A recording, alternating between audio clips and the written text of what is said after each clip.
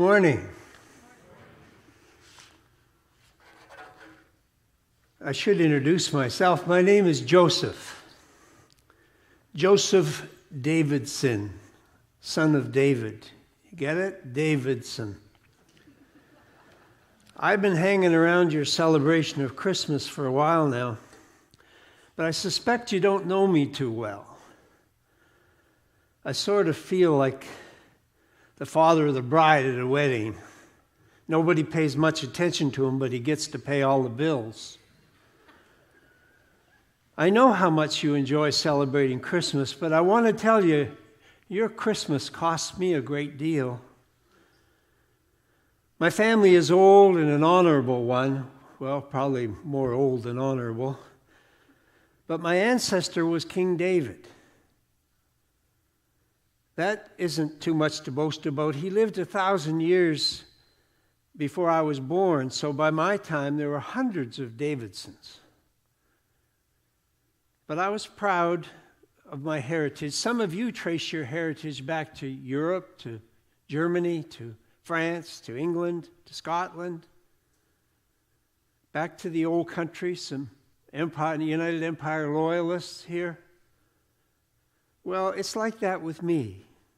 That's where my heritage comes from David's line. Where do I start? Well, I grew up in Bethlehem, only a few miles from Jerusalem, and making a living was difficult. So as a young man, I moved with my family to Nazareth. Nazareth is so small that I'm always amazed when I meet people in 2014 that know about it. It was really a hamlet, but a real butt of jokes. Can anything good come out of Nazareth? You've heard the talk. People used to joke. But I didn't go to Nazareth for the nightlife. I went there to find work. I'm a woodworker. I like doing things, building furniture, framing houses, and making tools and yoke for oxen. But if it's made out of wood, I'm your man. Woodworkers are practical people. I like things that you can handle and see and that you can measure and you cut and saw. I'm not so much for ideas. Oh, I enjoy listening to the rabbis and the teachers when they come to our synagogue, but I prefer more practical things. Wood is honest. You know, some of you like to work with wood. I think of Jim Reed. I think of Bob Tuft and Carrie Downey. Well, Carrie's always saying, wood, not vinyl. Wood, not vinyl. And then there's Mert Siliker. He likes to work with wood, and many others of you do as well. But I also understand that some of you have doors in your houses that are hollow in the middle. Is that true? And you have stuff called pressboard. What's with that? Now, I'm a guest and I don't want to insult you, but that sounds dishonest to me. No, I like things that are wood clear through. Wood has integrity. I like that. And I like that in people too. Another thing that you should know about me is my neighbors call me a righteous man or a just man. In my day, it meant something very specific. You see, way back then, when hundreds of years before my birth, God gave Moses a law for our people. The law tells us how we should live for God, the things we should do, the way we should eat, the people we should associate with, and so on. Now, keeping the law is not always easy. It makes demands on us. But if we're good and be God's people, we have to do what God tells us. And people in my day called a man who kept the law a righteous man. That's what I like to think about me. I'm not always righteous, but I like to think that I'm righteous most of the time. I don't go around preaching to people or looking down my nose at others. I just think that if a person believes something, they should live it. But what happened to me was hard to accept, even for a man trying to live a righteous life. The other thing that shaped my life was Mary. Life was good for me in Nazareth. There was plenty of work, and I was able to save some money. And just when I was thinking about getting married, I met Mary. Now, she was 15 years old, and I was about 20. Now, I know that seems young for you, but I think it's the right age for becoming engaged. Wonderful girl, wonderful woman. We were betrothed to each other. That's something like your engagement, only it's much more permanent. It lasts a year, sometimes longer. During that time, families get to know one another and they work out a dowry. They search the records in the temple in Jerusalem because in a little country like ours, it's really relatively easy for close relatives to get married and never know that they were relatives. So they check it out through the birth records to find out that we weren't related. Our engagements are only broken by divorce, and getting a divorce isn't easy. You have to show real cause, and it's pretty disgraceful. That period of betrothal, I don't know how you say it, but it's a time when I dreamed about building a home for Mary and myself and the children we would have, about the wonderful life we'd have, and I dreamt about how wonderful life could be. Strange, isn't it, how quickly life can go sour? How quickly dreams can turn into nightmares? How easily your fondest plans can be shattered? Perhaps you've had some experiences like that.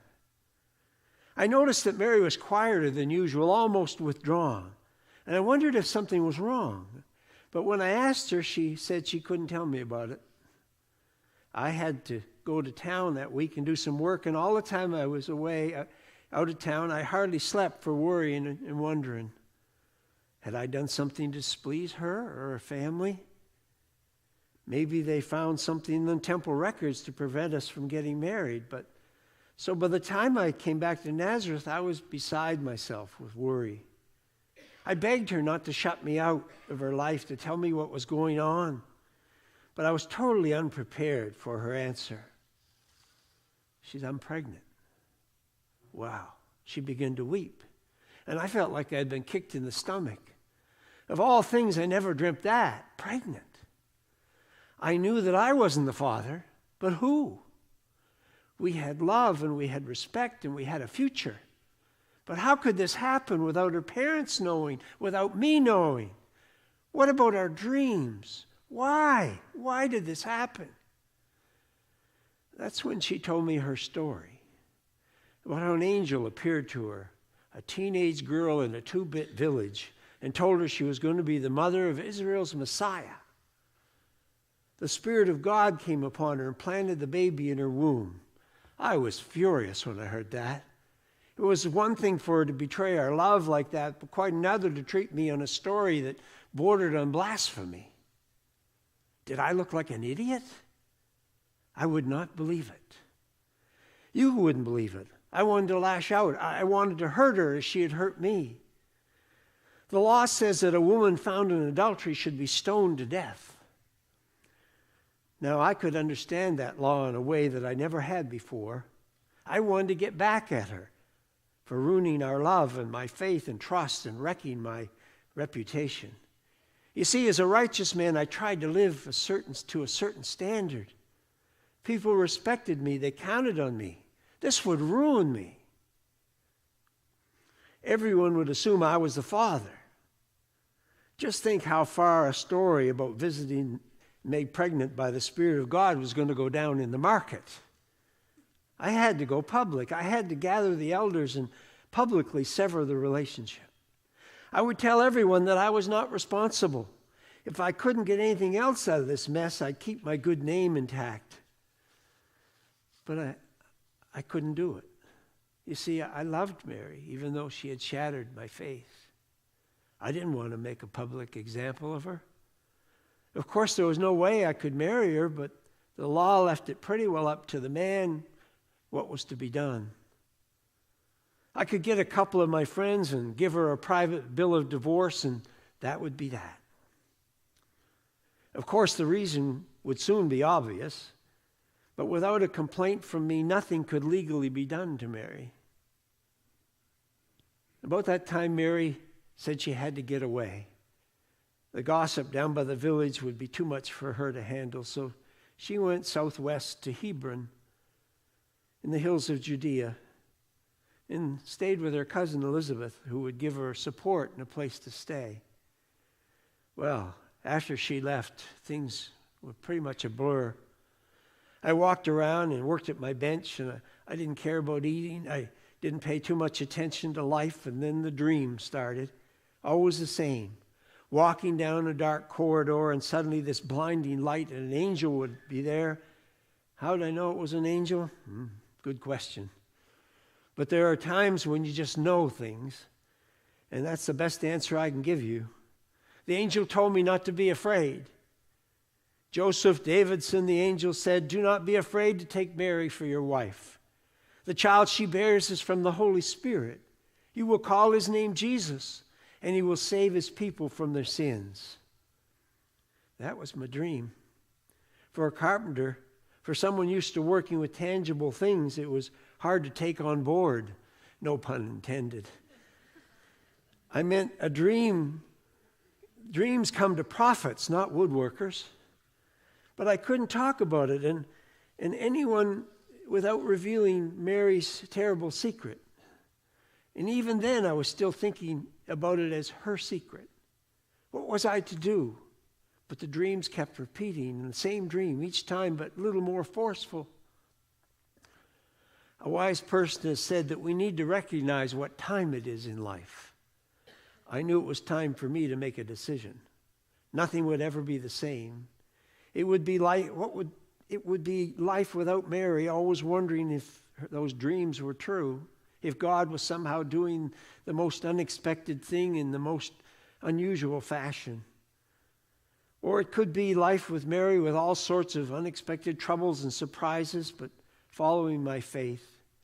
I knew right off the bat that my reputation would be ruined. If I didn't divorce Mary and she had a child, everyone would assume that I was the father. They might not say anything to me, but I knew what they would be thinking. I'm ashamed to say it, but I've thought that way about others from time to time. But I decided to do it. I went down to Hebron. I told Mary about my dreams and apologized to her for doubting her. I took her back to Nazareth, and as soon as possible we were married. I figured it would be rough, but if God's in it, it won't be too bad. I had no idea of how wrong I could be. I know you've heard about Caesar's decree concerning the census, but I wonder if you've ever really thought about traveling 90 miles in cool weather on a donkey when you're 9 months pregnant. And the crowds in Bethlehem, everybody was back there to deal with the census. Even my relatives had no place for us. There were people afoot wherever you turned. We finally found some shelter in a stable that someone had hollowed out of a rock. Mary had to be both mother and midwife. Now, I'm a good worker, but what do I know about delivering babies? You think that if God had been planning this for years, some better arrangements might have been made. He might have had better arrangements in hand. But life still didn't settle down. Life with Jesus was always a combination of strange and ordinary. Those astrologers, those magi, those wise men from Iraq, worshiping our baby, having to become refugees so Herod's soldiers wouldn't get him. During that time, I felt like I had to tell my mother something, so I wrote her a letter, and I'd like to share it with you this morning. I kept a copy of it so I could share it with you. And, dear Mom, we're still in Bethlehem, Mary and I, and little Jesus. There were a lot of things I couldn't talk to you about last summer, but you wouldn't have believed them anyways, and maybe I can tell you now. I hope you can understand. You know, Mom, I've always loved Mary. You and Dad used to tease me about her when she was still a girl. She and her brothers used to play in our street, and our families got together for supper. But the hardest day of my life came scarcely a year ago when I was 20 and she was 15. You remember that day, don't you, Mom? The trouble started after we were betrothed and signed the marriage agreement at our engagement. That same spring, Mary had left abruptly to visit her old cousin Elizabeth in Judea, and she was gone 3 months. And after she got back, people started to wonder aloud if she was pregnant. It was cloudy the day when I finally confronted her about the gossip. Mary, I said, "Are you going to have a baby?" And her clear brown eyes met mine, and she just kind of nodded. I didn't know what to say. "Who?" I stammered. "Mom, Mary and I never acted improperly even after we were betrothed." Mary looked down and she said, "Joseph, there's no way I can explain it. You wouldn't understand it, but I want you to know that I've never cared for anyone but you." And then she got up and she gently took my hands in hers and kissed each of them as if it were the last time she'd ever do that again, and then turned towards home. She must have been dying inside. I know I was. The rest of the day I stumbled through my chores, and it's a wonder I didn't hurt myself in the wood shop. At first I was angry and pounded out my frustrations on a door frame I was making. My thoughts whirled so fast I could hardly keep my mind on my work. At last I decided just to end the marriage contract with a quiet divorce. I loved her too much to make a public scene. Mom, I couldn't talk to you, or anyone for that matter. I went to bed early and tried to sleep. Her words came to me over and over. "I've never cared for anyone but you, Joseph. I've never cared for anyone but you." How I wished I could believe her. I don't know when I finally fell asleep, but I had a dream from God. An angel came to me, and his words pulsated through my mind so intensely I can remember them as if they were yesterday. "Joseph, son of David," he thundered, "do not fear to take Mary home as your wife, because what is conceived in her is from the Holy Spirit." I couldn't believe my ears, Mom. This was the answer, the angel continued. "She will give birth to a son, and you're to give him the name Jesus, because he'll save his people from their sins." The angel gripped my shoulders with his hands, and for a long moment his gaze pierced deep within me. As he turned to go, I think I saw a smile on his shining face. I sat bolt upright in bed. No sleep after that. I tossed about for a while, going over the words in my mind. Then I got up and dressed quietly so I wouldn't wake you. Then I sang to the Lord, Mom. Yeah, me singing, if you can imagine that. I couldn't contain my story, my joy. I told him that I would take Mary and care for her. I told him that I would watch over her and the child, no matter what anyone else said. I got back just as the sun kissed the hilltops, and I don't know if you will recall that morning, Mom, but I can see it in my mind's eye as if it were yesterday. You were feeding the chickens in the yard and surprised to see me out that early. Do you remember that? "Sit down," I said to you. "I've got to tell you something." I took your arm and helped you find a seat on a big rock out back.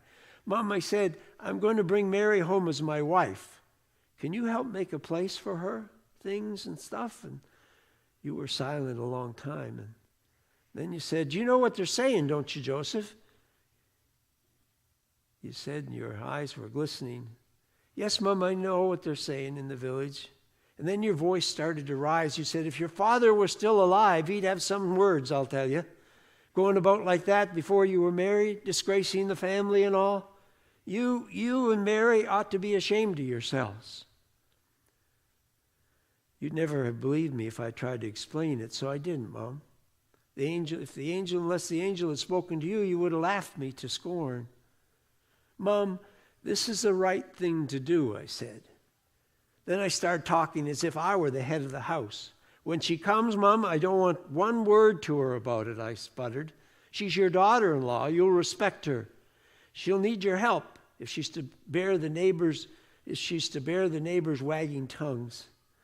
"I'm sorry, Mom. You didn't deserve me to speak to you like that." But then you started to get up in a huff. "Mom," I murmured, "I need you." And then you took my hand and got to your feet. But the fire was gone from your eyes, and You can count on me, Joseph, you told me with a long hug. And you meant it. I never heard another word. No bride could hope for a better mother-in-law than you in those next few months. Mom, after I left you, I went up the road to Mary's house and knocked on her door. Her mother glared at me as she opened the door. Loudly and harshly, she called into the house, "It's Joseph!" Almost spitting out my name as she said it. My little Mary came out cringing as if she expected me to give her the back of my hand. I suppose her eyes were red and puffy. I can just imagine what her parents had said. We walked a few steps from the house, and she looked so young and afraid. "Pack your things, Mary," I told her gently. "I'm taking you home to be my wife." "Joseph," she hugged me as tight as she could. "Mom, I didn't realize she was so strong." I told her what I'd been planning. "We'll go to Rabbi Ben Ezra's house this week and we'll have him perform the ceremony." I know it was awful sudden, Mom, but I figured the sooner we got married, the better it would be for her and for me and the baby. "Mary, even if our friends don't come, at least you and I can pledge our love before God." I paused. I think my mom will be there, and maybe your friend Rebecca would come if her dad would let her. How about your parents? I could feel Mary's tiny frame shuddering as she sobbed quietly. "Mary," I said, I could feel myself speaking even more boldly. "No matter what anyone says about you, I'm proud you're going to be my wife. I'm going to take good care of you. I promise God that." She looked up, and I lowered my voice. "I had a dream last night, Mary. I saw an angel, I know." The anguish which gripped her, her face vanished, and she was radiant as we turned from the house and began to walk up the hill together. Then her mother came running out into the yard. "Wait," she called. She must have been listening behind the door. Mothers do that when kids talk. Tears were streaming down her cheeks. "I'll get your father," she called, almost giddy with emotion. We cried as she gathered up her skirts, and and she shouted as she began to run to find her husband, we're going to have a wedding." That's how it was, Mom. Thank you for being there for us. I'll write again soon. Love, Joseph. You know, there's lots of stories I could tell you this morning, but I probably overstayed my welcome. I hope you'll forgive me for going on, but not many people seem interested in my perspective in those strange, wonderful months. I once thought as a young man that if I ever saw an angel, I'd never have any doubts. I saw an angel. It was real and vivid to me, but I always still have a lot of questions. Did I make all that up? To be honest, Jesus didn't seem like the Savior of the world. You sing at Christmas time, "Little baby Jesus, no crying he makes." You should have heard him when he was teething. Cutting teeth. When he fell in Nazareth streets and skinned his knee, it bled. I held him in my lap and told him stories, and he fell asleep. Some of you have faith like Mary's. It's rich and devout and strong. You're God's special people, and he's given you the gift of faith. Some of you are more like me. You live in a world of cause and effect. You believe your doubts, and you doubt your beliefs. I understand. I've been there. All I can tell you is that when I faced those questions, I came down on the side of faith. If you like, I faced it through, even if I didn't feel like believing. I trusted even when I didn't feel like trusting. That's what God used. I'm not the main character in this story, but as you celebrate Christmas this year, you might want to remember in the corner of your mind that God chose me to be part of that story. The story of love for all mankind. Joe Davidson, a carpenter who believed as best he could. That's what I have to say to you today. Thanks for listening. Have a wonderful Christmas.